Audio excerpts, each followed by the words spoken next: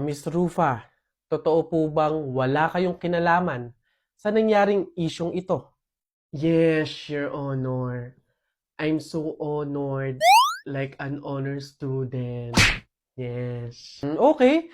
Ngayon, sige, sabihin mo kung ano yung kwento mo, ano yung side mo sa nangyaring isyong ito. Okay, Judge, ganito kasi yun. I am as well a victim. So please let me go, go, go. Ngayon, meron ba kayong gusto sabihin sa mga sumusuporta sa inyo, sa mga followers ninyo, sa mga fan ninyo? Yes. Hello everyone.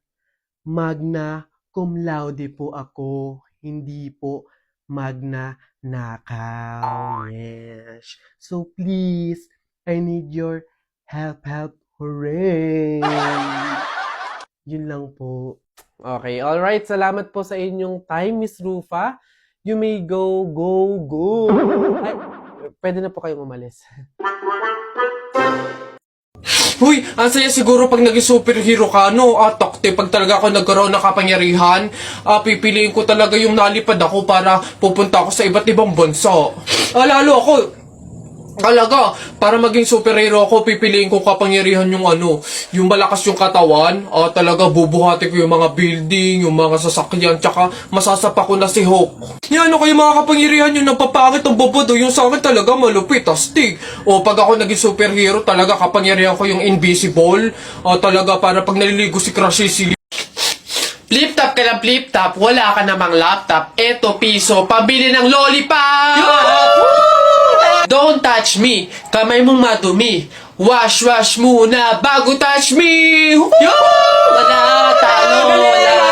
Yun lang, sabihin mo sa nanay mo, break na kami. Nakita ko ang panty niya ganong kalaki.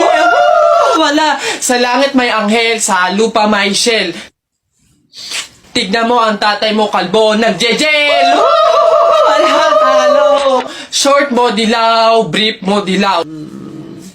Tignan mo ang lola mo, pati ay lawlaw! Sa talo, wala. Ba't dinamay mo yung pamilya ko? Puro pamilya ko yung sinasabi mo sa akin. Wala naman napag-usapan na kasama yung mga pamilya. Yabang mo panapok. O sige, yabang mo sa talo ka naman sige. Uy, pre, may nag-aaway yan. Salita pa kayo ng salita, isuntukan na lang para malaman. Sige nga, pass, pass. Pass. Pass din. Fight! Hawakan mo nga sa tenga. Hawak tenga lang pala duwag naman yun Nasubukan na kay Papa. Kanina pumunta ko. Ano yun? Ang baho! Ano ba yan? Kakasuka naman, ba't kasi dito pa natae? Baho! Oo nga, ano ba yan? Hindi na nahiya. Dito pa talaga sa mall ng CR, tumae. Alam na, ang daming tao dito. Baho-baho, ano ba yan? Gusto siguro makaranas ng magandang CR. Pangit siguro na CR sa kanila. Iha, ikaw ba yung asawa nung namatay? Ay, opo, ako po. Bakit po? Gusto ko lang sabihin na mamaya sa libing, bawal kang kasunod sa prosesyon ng patay. Ay, bakit po? Pasensya na Iha kasi di ba pamahiin na kapag daw kasunod sa prosesyon ng patay yung asawa, maaari daw na siya yung sumunod na mamatay. Maigi na yung nag-iingat. Ay, opo nga, mas mabuting sundin na lang po, kaysa may mangyari pang masama. Sige po, gagawin ko po. Oo, kaya siguro dumaan ka na lang sa ibang lugar para makapunta dun sa sementeryo. Wait lang po. Hello, ate! Hello, bakit? Ano ba, nasan ka na? Ililibing na tong asawa mo, Ay, pasensya na ka mo kasi may sinunod pa akong pamahiin na dapat dumaan muna ako sa ibang lugar para makapunta sa sementeryo. Hintayin ka mo ako dyan mga 4 hours. Hoy! Bata ka! Ano yung ginagawa mo? Bawal magwalis kapag may burol! Ay, ganun po ba? Sorry po. Pasensya na po. Pasensya na po. Teka. Party. Patay na siya. Nak? Oh, Nay, bakit? Mamaya, ilabas mo yung mga sopas at dadalaw daw dito sa burol ng lolo mo si Ate Telay mo. Ha? Si Ate Telay ma, yung ang anak is si Jacob? Oo, bakit? Naku, Nay, crush na crush ko yung dati pa. Wait lang, mag-ayos lang ako. Hoy, teka. Ha? Di ba sinabi ko na sa'yo, may pamahiin. Bawal magsuklay, bawal maligo, bawal magsalamin kapag may burol. Ha? Nay, ano ba yung pamahiin na yun? Hindi pwede. Nakakaya naman pag nakita ni Jacob na ganito itsura ko. Ikaw tumigil-tigil dyan sa kakirahan mo. Sumunod ka. Ayos mo. Hey, Mare. Naku, condolence. Hey, Mare, buti. Nakadalaw ka dito. Ito nga pala anak ko si Jacob. Hello po, tita. May condolences po. Ay, nako, sige. Pasok kayo. Kumain kayo dun. May sopas dun.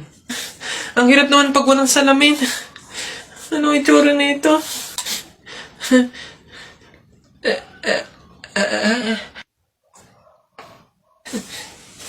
Hi, Jacob. Hi. Lintik na pamahiin na yan. Tapol! Hoy, Jepoy, tara, barira na tayo. May bago na akong pelit, oh. Maganda to, eh. Bili to ni Papa, eh. Ba't yan binili mo? Ang liit-liit naman yan. Di na naman uso yung mga pellet na ganyang maliliit, eh. Yung sa akin, mahaba. Isang ganun agad, tapol agad. Yung sa'yo mukhang mahina, eh. Yan ata yung nangangain ng bala. Duwag ka lang. Takot. Tara, ano? Magsuot ka na ng mga shield mo. Tapol! Hay, tumigil-tigil nga kayo sa barilan nyo pag kayo nakamat at naka-hospital pa kayo, sinasabi ko sa inyo.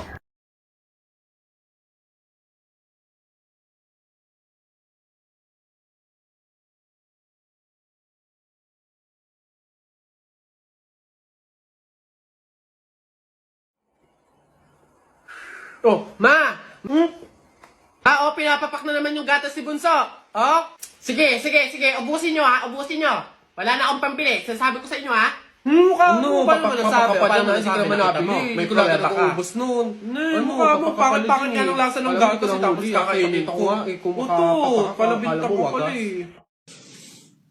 Huh? Uy, Mare! Bakit? Napapansin ko, ba't parang ang lungkot mo ngayon? Nako, Mare, minsan kasi naiisip ko kung makakapunta ba ako sa langit pag namatay ba ako, ganun. Sus, yun lang pala, eh. Alam mo, may solusyon ako dyan sa iniisip mo. Ha? Solusyon? Ano naman yun, Mare? Di ba mahiin? Alam mo, sabi kasi nila, 24 hours daw na bukas yung gate ng langit tuwing Pasko. So, kung sino daw yung namatay ng Pasko, swerte daw yun kasi daw, diretso na daw agad sa langit yun.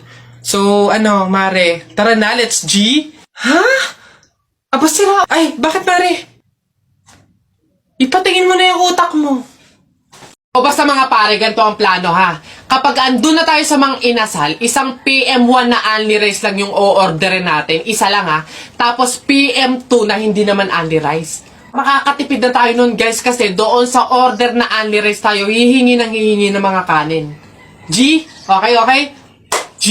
Good day, mga sir. Excuse me, order kami, no? PM1 isa na only rice, tapos PM2 na hindi naman only rice, 3. Hi kayo. Sinong maloloko nyo, ha? Wala na kayong maloloko dito. Alam na namin yung mga strategy nyo. Since mahal yung only rice, isang only rice lang yung o-orderin nyo. Tapos yung iba, mga mumurahin na. Ngayon, pag naubos yung kanin, tsaka nyo pupuntiryahin yung isang only rice lang na order nyo. Bubulos kayo ng bubulos, iisa lang naman yung in-order nyo only rice.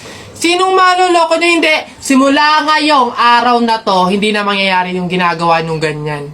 Kung sino lang yung umorder ng only rice, siya lang yung kakain ng madaming kanin. Ay, bawal ba yun?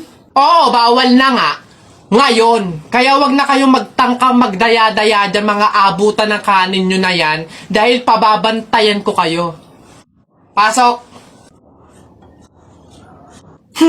Kala nyo tignan natin ngayon. Hoy guys, wala na tayong kanin. Hindi tayo lahat pwedeng humingi ng kanin kasi isang only rice lang naman yung order natin. Eh may nagbabantay pa. Hoy, nakikita at naririnig ko kayo ha? Tigil-tigilan nyo yung bulungan nyo at pandadaya nyo.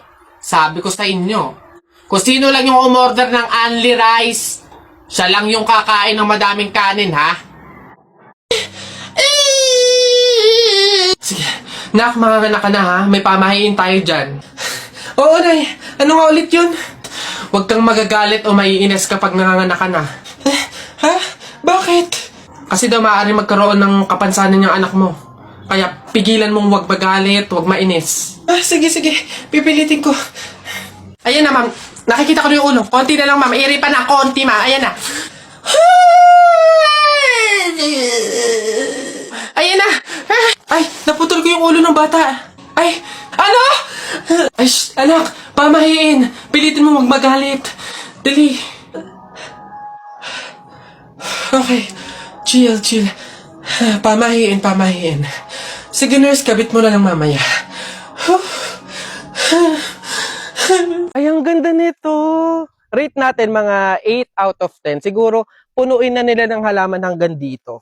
Kakamatay lang niya ng 2023. Sayang, pogi pa naman. Juan de la Cruz. Search natin yung Facebook tsaka yung IG. Ay, eto, nakita ko sa Facebook niya. Tapos sa mga comment, nagkatubig daw siya sa baga. 98 years old, oh. Ay, hanap tayo yung pogi. Ay, maganda to. Huy, picturean mo ka dito pang IG. Maganda yung background, eh.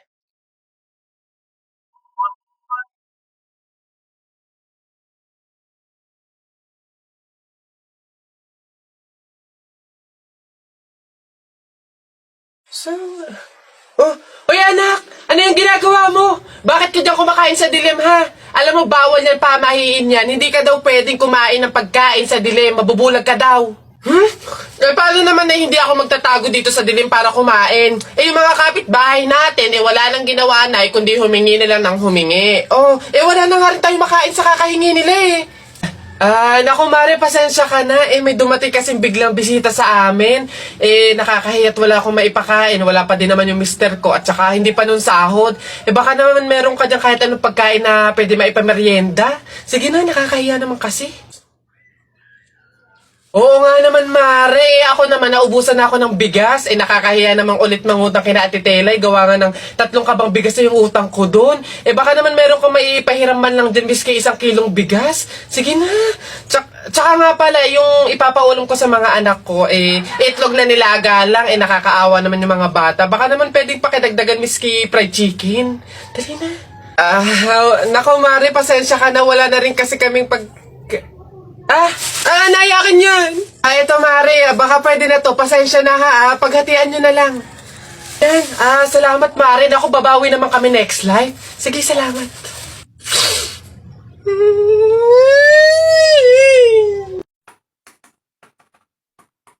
Teacher, may tanong po ako sa'yo kung talagang matalino ka sa math.